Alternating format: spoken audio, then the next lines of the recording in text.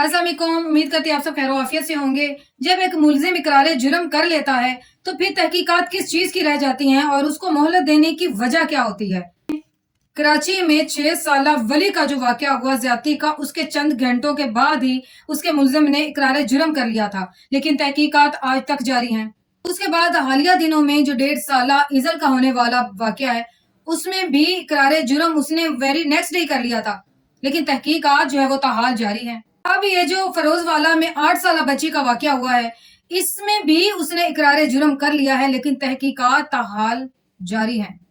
और ये तहकीकात करने के बाद भी उन्होंने इकरार जुर्म ही करना और वही लाइंस बोलनी है जो वो ऑलरेडी बोल चुके होते हैं, तो फिर उनको मोहलत किस चीज की दी जाती है।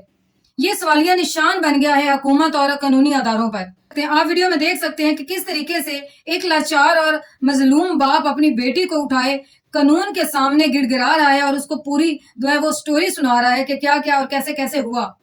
लेकिन इसके बावजूद भी कानून की जानिब से यही कहा जा रहा है कि हमने इब्तदाई जो तहकीकात शुरू कर दी हैं, जबकि होना तो यूं चाहिए कि जैसे ही मुलजिम ने इकरार जुर्म कर लिया है उसको कैफे किरदार तक पहुंचाया जाए, टाइम वेस्ट किए बगैर।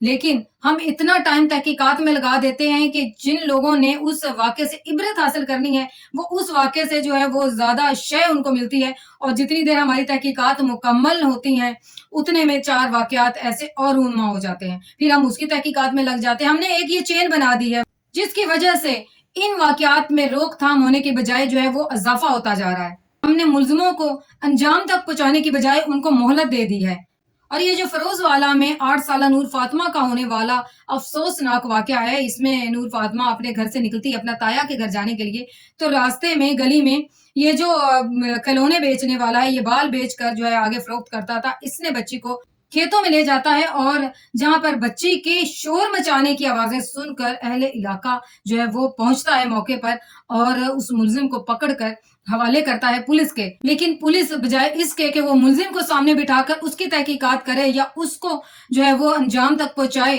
वो वालिद को, आप वीडियो में भी देख सकते हैं, उसने वालिद को बिठाया हुआ है, साथ उसकी मासूम बच्ची है जो कि बार बार गिर रही है और उसकी हालत गैर हो रही है, लेकिन वो जो है वो अपने दफ्तर में बिठाकर तो वो इनकी जो कहानी है मुकम्मल वो सुन रहे हैं, बजाय इसके कि वो जैसे ही इकरार जुर्म कर चुका है। इस वाकये में इकरार जुर्म की तो गुंजाइश ही नहीं है। लोगों ने उसको रंगे हाथों पकड़ा है और उसको हवाले किया पुलिस के, और पुलिस ने बजाय उसको अंजाम तक पहुंचाने के उस बेबस बाप को बिठाकर तो मजे ले लेकर सारी स्टोरी सुन रहे हैं।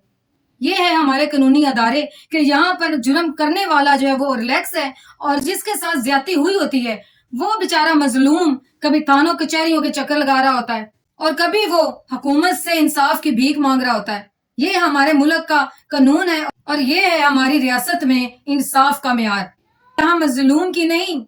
जालिम की सुनी जाती है।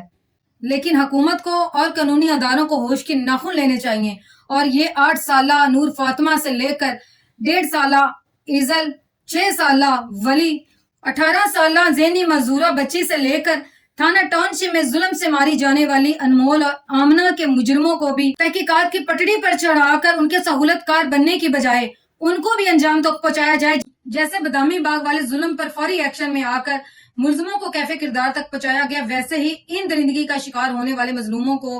भी इंसाफ दिलवाया जाए और इनके मुल्जिमों को भी कैफे किरदार तक पहुंचाया जाए, क्योंकि ये मजलूम भी इसी रियासत के शहरी और जिम्मेदारी है। बहुत शुक्रिया, सलामत रहें।